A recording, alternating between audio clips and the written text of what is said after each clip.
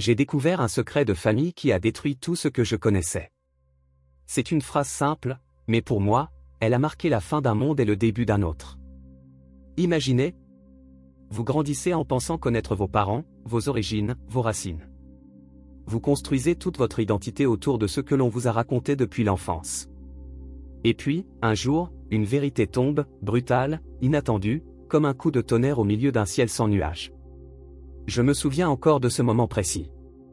La pièce était silencieuse, seulement troublée par le tic-tac lourd de l'horloge murale. La lumière de fin d'après-midi traversait les rideaux, dessinant des ombres longues sur le parquet. Et au milieu de ce décor familier, ma mère, tremblante, les yeux fuyants, lâcha une phrase qui allait pulvériser toute l'image que j'avais de ma vie. « Tu dois savoir la vérité. Tu n'es pas celui que tu crois être. » Mon cœur s'est arrêté. J'ai senti un frisson glacé remonter le long de ma colonne vertébrale. Comme si, en une seconde, tous mes souvenirs d'enfance perdaient leur couleur, leur chaleur. À ce moment-là, j'ai compris que rien ne serait plus jamais pareil. J'avais 27 ans à l'époque. Un âge étrange, pas vraiment un jeune adulte insouciant, mais pas encore cette stabilité qu'on imagine avoir à 30 ans. J'étais l'aîné de la famille, celui sur qui, en apparence, tout reposait. Et j'avais toujours cru être un fils comme les autres, né d'une histoire d'amour classique entre mon père et ma mère. Notre maison familiale se trouvait dans un quartier tranquille, à la périphérie d'une petite ville française. Les dimanches étaient sacrés, on se réunissait autour de la grande table en bois de chêne, usée par le temps, où l'odeur du rôti de ma mère se mélangeait aux éclats de rire de mes deux sœurs cadettes. Je me sentais, à ce moment-là, profondément chanceux. Ma famille n'était pas parfaite, personne ne l'est, mais elle représentait pour moi une base solide, un port d'attache. Mon père, silencieux et sévère, me répétait toujours. Dans cette famille, on dit toujours la vérité. C'est ça, l'honneur. Je l'admirais pour cette rigueur, même si parfois son absence d'affection me pesait. Ma mère, elle, compensait par sa tendresse. Elle avait cette façon de poser sa main sur mon épaule, un geste simple qui effaçait instantanément mes doutes. J'avais grandi avec cette conviction, mes parents étaient mon pilier, mes sœurs, mes complices, et ma vie, même avec ses difficultés, avait un sens parce qu'elle reposait sur eux. Les souvenirs de l'enfance. Quand j'étais enfant, je passais des heures à feuilleter les albums photos. Des clichés un peu jaunis, témoins d'une époque révolue, mon père jeune, moustachu, tenant un bébé dans ses bras. Moi, supposément. Ma mère, rayonnante, assise sur une chaise de jardin, ses yeux rivés sur moi comme si j'étais tout son univers. Je croyais à ces images. Elles étaient ma preuve. Ma certitude. Et puis il y avait les anecdotes répétées à chaque repas de famille. Tu te souviens, quand tu avais 3 ans, tu es monté tout seul sur le toit du cabanon. Ou quand tu as voulu courir après le chien du voisin et que tu es tombé dans le bassin. Ces histoires formaient le ciment de mon identité. J'étais l'aîné téméraire, celui qui ouvrait la voie. Celui sur qui on pouvait compter. Mon rôle dans la famille. Avec le temps, j'étais devenu celui qui protégeait les autres. Quand ma petite sœur pleurait à l'école, je me battais contre ceux qui se moquaient d'elle. Quand la plus jeune avait des cauchemars, c'était moi qui restais éveillé à lui tenir la main jusqu'à ce qu'elle s'endorme. Mon père, malgré son silence, semblait fier de moi. Il me lançait parfois ce regard approbateur, sans un mot, mais qui signifiait tout. Ma mère, elle, me disait souvent. Tu es notre roc, notre force. Tu es la preuve que cette famille tiendra toujours debout. Ces mots résonnaient comme une mission sacrée. Je croyais que ma place dans ce monde était tracée, que ma loyauté envers ma famille serait éternelle. La confiance absolue. C'est pour ça que la trahison a été si violente. Parce que je leur faisais confiance aveuglément. Parce que jamais je n'aurais pu imaginer que ceux qui m'avaient donné la vie me cachaient une vérité aussi énorme, aussi destructrice. Ce jour-là, avant que tout bascule, je vivais encore avec cette douce illusion, celle d'appartenir à un foyer soudé, d'avoir des racines solides, et de connaître exactement qui j'étais.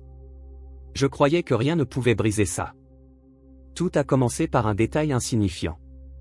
Un soir, j'étais dans le grenier à la recherche d'un vieux livre d'école, quand je suis tombé sur une boîte en carton poussiéreuse. Elle portait l'inscription maladroite, à ne pas ouvrir. Naturellement, c'était la première chose que j'ai faite. À l'intérieur, des papiers, des enveloppes jaunies, et un acte de naissance. Mais il y avait un problème, le nom de mon père n'y figurait pas. à la place, un inconnu. Un nom que je n'avais jamais entendu. Mon cœur s'est emballé. Je me suis dit d'abord que c'était une erreur, un document mal classé. Mais plus je fouillais, plus je trouvais d'indices, des lettres d'amour entre ma mère et un homme qui n'était pas mon père, des photos d'elle enceinte, mais sans lui à ses côtés. Je me suis figé. Tout ce que je croyais être la vérité commençait à s'effondrer. La confrontation. Le soir même, incapable de garder ça pour moi, je suis descendu au salon. Mes mains tremblaient encore en tenant l'acte de naissance. Ma mère pliait du linge, mon père lisait son journal, mes sœurs riaient devant la télé. Une scène banale. Et moi, j'ai brisé ce tableau. Maman, c'est quoi ça? Je lui ai tendu le papier. Son visage a blêmi immédiatement, comme si le temps s'était arrêté. Mon père a levé les yeux, et dans son regard, j'ai vu non pas la surprise, mais une fatigue profonde. Comme si, au fond de lui, il savait que ce jour viendrait. « Où est-ce que tu as trouvé ça ?» m'a-t-elle demandé, la voix tremblante. « Dans le grenier. Dis-moi que c'est une erreur. Dis-moi que ce n'est pas vrai. » Elle a posé le linge, ses mains serrant le tissu comme pour s'y accrocher. Puis elle a prononcé ces mots qui allaient me briser. « Tu dois savoir la vérité. Tu n'es pas le fils de ton père. » Mon estomac s'est noué. Le monde a vacillé autour de moi. J'ai senti mes jambes se dérober, et je me suis assis lourdement sur le canapé. Quoi? Comment ça? C'était avant ton père et moi. J'ai fait une erreur. Ton vrai père, il ne fait pas partie de cette famille. Je regardais mon père, espérant un démenti, un mot qui effacerait tout. Mais il est resté là, immobile, le journal posé sur ses genoux. Et il a simplement dit. Je savais. Depuis le début. Le sentiment de trahison. J'ai ressenti une douleur brutale, comme si on m'avait arraché une partie de moi. Pendant 27 ans, j'avais cru être le fils biologique de cet homme.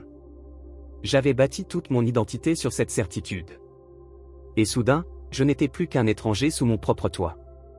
Je voyais les visages de mes sœurs, choqués, perdus. Moi, j'avais l'impression d'étouffer. Mon cœur battait à tout rompre. Des questions s'entrechoquaient dans ma tête, qui suis-je? Qui est mon vrai père? Pourquoi m'avoir menti? Je me suis levé brusquement.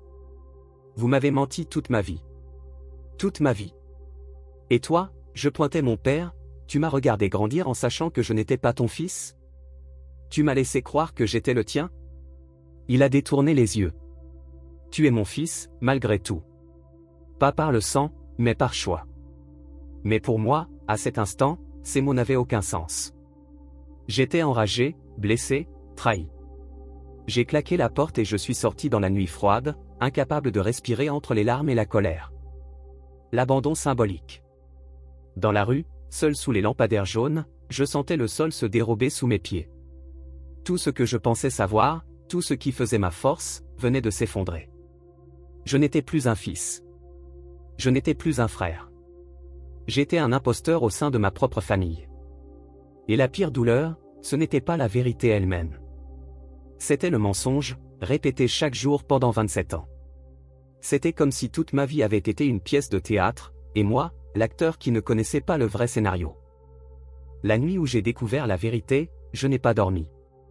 J'ai marché pendant des heures dans les rues désertes, sans savoir où aller. L'air froid brûlait mes poumons, mais je ne ressentais rien d'autre qu'un vide énorme en moi. J'avais l'impression que le sol avait disparu sous mes pieds. Je n'avais plus de famille, plus de racines. Juste des mensonges accumulés pendant 27 ans. La fuite. Au petit matin, j'ai pris quelques affaires, un sac à dos, et je suis parti. J'ai claqué la porte de la maison familiale sans savoir si j'y reviendrais un jour. Mes sœurs pleuraient derrière moi, ma mère m'appelait par la fenêtre, mais je n'ai pas tourné la tête. Je ne pouvais pas rester. Pas après ça. Je me suis retrouvé aéré, sans plan, sans argent. J'avais quelques économies, à peine de quoi payer une semaine de nourriture et une chambre d'hôtel bon marché. La descente. Très vite, l'argent a disparu. Je mangeais des sandwichs au beurre de cacahuètes, parce que c'était le moins cher. Le soir, je me réfugiais dans un vieux hangar désaffecté à la périphérie de la ville. L'endroit sentait la rouille et l'humidité, mais c'était tout ce que j'avais. Je me douchais parfois au 1K, glissant une pièce pour avoir quelques minutes d'eau chaude. Le reste du temps, je me lavais à l'eau froide des toilettes publiques. Chaque jour, je me réveillais avec la même question, pourquoi moi? Pourquoi m'avoir menti? Je me sentais sale, inutile, rejeté par ceux qui m'avaient élevé. Le choc psychologique. Je repensais aux phrases de mon père, dans cette famille, on dit toujours la vérité. Quelle ironie! Lui qui savait, lui qui avait gardé le silence toutes ces années. J'avais perdu confiance en tout. Même mes souvenirs me semblaient faux. Quand je regardais une vieille photo de nous ensemble, je me disais, ce n'était pas vrai. Ce n'était qu'un rôle. La colère me rongeait.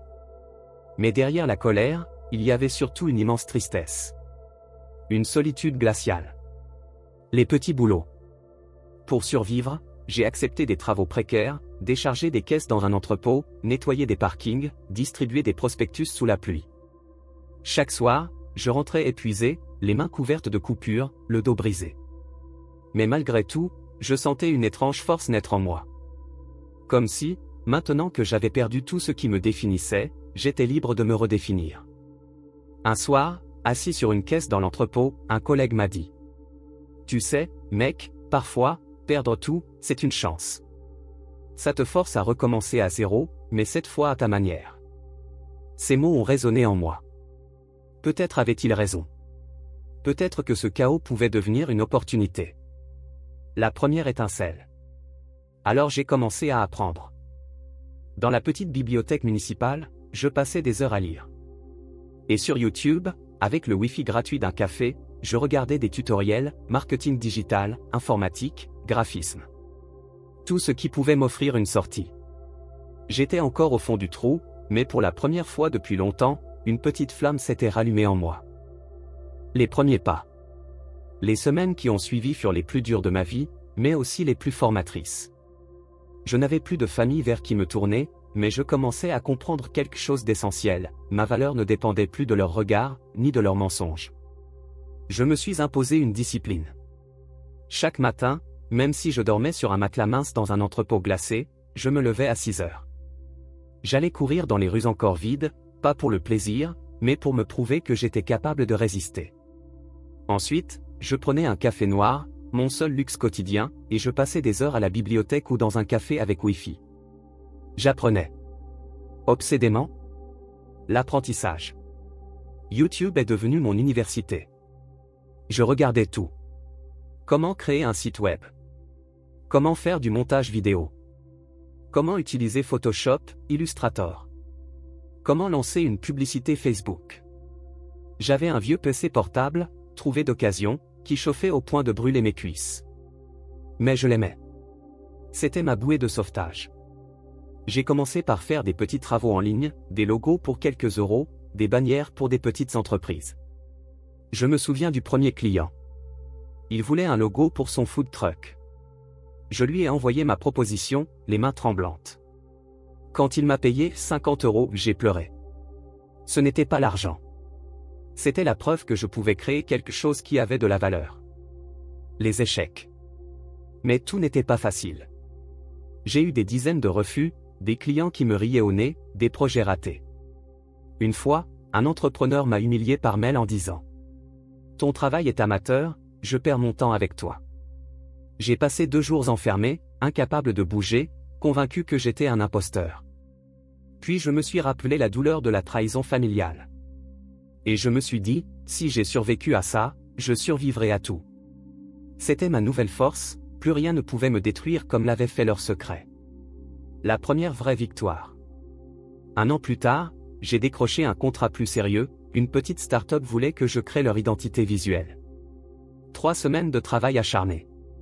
Je dormais à peine, je révisais chaque détail, j'envoyais des versions, des corrections, encore et encore.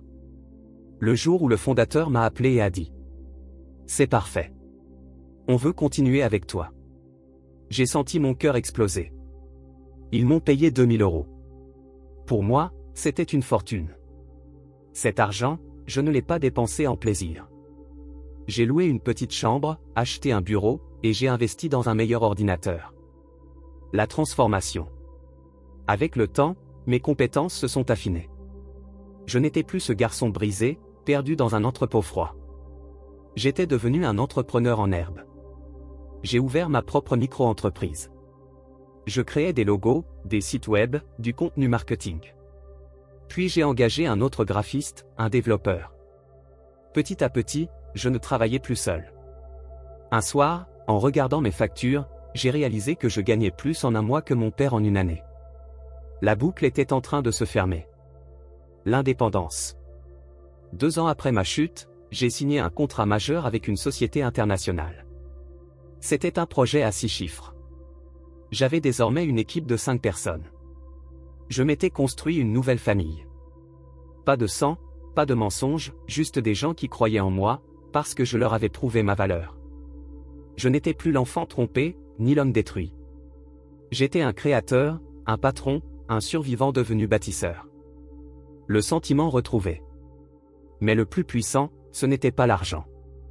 C'était ce moment, le matin, quand je me réveillais dans mon appartement lumineux, ouvrais mon ordinateur dernier cri et voyais la liste de mes clients. Je me disais, tout ça, je l'ai construit seul. Sans eux. Sans leurs mensonges. Et au fond de moi, une pensée revenait toujours, un jour, ils verront. Un jour, ils comprendront qui je suis devenu. Le succès public. 3 ans après ma chute, tout avait changé. Mon entreprise tournait à plein régime, j'étais invité à des conférences, on citait mon parcours dans des articles. Un jour, un journaliste m'a proposé une interview pour un podcast très écouté, Les survivants de la vie moderne. J'ai accepté. Je me suis assis dans un studio moderne, micro devant moi, casque sur les oreilles. Le journaliste m'a demandé: comment avez-vous trouvé la force de tout reconstruire après avoir tout perdu? J'ai souri. Je n'ai pas donné de détails sur le secret de ma famille. Mais j'ai raconté le vide, la douleur, la trahison, et surtout la reconstruction. Je parlais avec calme, mais mes mots portaient une intensité que je sentais jusque dans mes os. Quand le podcast est sorti, il a explosé. Des milliers d'écoutes. Des messages d'inconnus: merci, ton histoire me donne de l'espoir. Je n'étais plus invisible. J'étais devenu un symbole de résilience. Le choc. C'est ce succès qui a tout déclenché. Un soir, alors que je triais mes mets, j'ai vu un message inattendu. L'expéditeur, ma mère. Sujet: on doit parler. Mon cœur a bondi. J'ai ouvert le mail. Quelques phrases seulement. Nous avons entendu ton interview. On est fiers de toi. On aimerait te voir. La maison est ouverte, quand tu veux. J'ai relu ces lignes 10 fois. Fier de toi. Quelle hypocrisie. Où était-il quand je dormais dans un hangar glacé? Quand je mangeais du beurre de cacahuète pour survivre? Le retour des fantômes. Les jours suivants, les messages se sont multipliés. D'abord ma mère, puis mon père, puis même mes sœurs. Tu nous manques. On veut tourner la page. Tu fais partie de la famille, malgré tout. Chaque mot était comme un poignard tordu dans ma poitrine. Un soir, mon téléphone a sonné. Numéro inconnu. J'ai décroché. Allô? C'est moi, la voix tremblante de ma mère. Silence. Je t'en prie, viens dîner à la maison. On veut juste parler. Je suis resté muet, la gorge serrée. Puis j'ai raccroché sans un mot. La confrontation inattendue. Mais le destin n'en avait pas fini avec moi. Un mois plus tard, lors d'une conférence où j'étais invité comme orateur, je les ai vus. Mes parents, assis au fond de la salle. Mon père en costume, ma mère serrant son sac contre elle, comme si elle allait imploser. À la fin, quand les gens venaient me féliciter, ils se sont approchés. Mon père a tendu la main. On est désolé. Ma mère a murmuré, les larmes aux yeux. On t'aime. Pardonne-nous. Le silence autour de nous était pesant. Je sentais les regards, l'air épais, le passé me rattraper. Et là, une pensée glaciale m'a traversé, était-il là pour moi, ou pour mon succès? Le poids du silence. Le moment où mes parents se sont avancés vers moi restera gravé dans ma mémoire comme une scène de film. Tout le monde autour s'était arrêté. Les applaudissements s'étaient tus, les conversations coupaient net. Il n'y avait plus qu'eux et moi. Mon père, habituellement si fier, baissait les yeux. Ma mère tremblait, ses lèvres cherchaient des mots qui ne sortaient pas. Leurs visages n'étaient pas ceux de bourreaux, mais de fantômes, des fantômes que je portais depuis trop longtemps. Et moi? J'étais partagé. Une partie de moi voulait crier, exploser, leur jeter à la figure chaque nuit glaciale, chaque larme, chaque humiliation. Une autre partie voulait simplement tourner les talons et ne plus jamais les voir. Mais je suis resté immobile. Le choix intérieur. Cette nuit-là, après la conférence, je n'ai pas dormi. J'étais allongé dans mon appartement, les lumières éteintes, à regarder le plafond. Mon téléphone vibrait sans cesse, des messages, des appels manqués. On veut seulement te parler. Tu nous manques. On est fier de ce que tu es devenu. Je me suis souvenu du garçon que j'étais, dans le froid, seul, brisé. Si j'avais attendu leur main tendue, je serais mort à l'intérieur. Mais j'avais survécu parce qu'ils n'étaient pas là. Alors je me suis demandé, est-ce que je leur dois encore quelque chose? Est-ce que le pardon est un devoir, ou un choix? La confrontation finale. Quelques jours plus tard, j'ai accepté de les voir. Pas chez eux. Dans un café du centre-ville, en plein jour, entouré de monde. Je ne voulais pas leur donner l'avantage du terrain. Quand je suis entré, ils étaient déjà là. Ma mère s'est levée pour me prendre dans ses bras.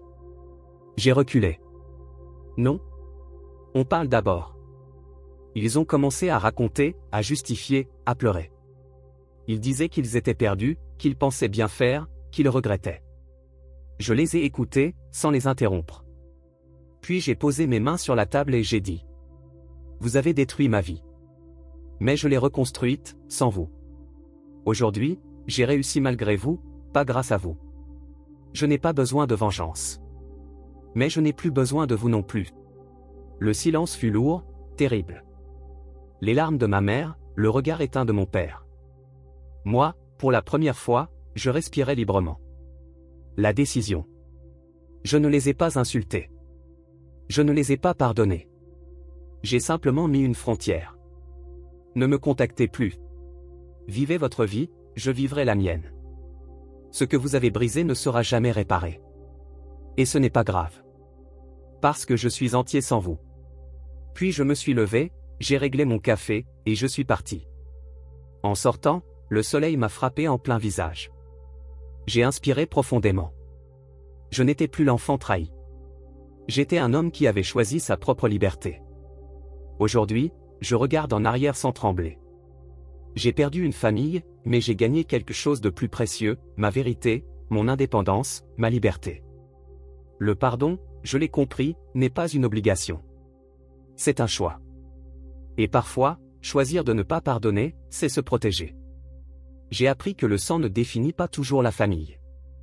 Parfois, les liens que l'on coupe valent mieux que ceux que l'on garde. Alors je veux vous laisser avec cette question, si ceux qui vous ont brisé revenaient aujourd'hui frapper à votre porte, que feriez-vous? Vous leur ouvririez, ou vous choisiriez enfin de vivre sans eux?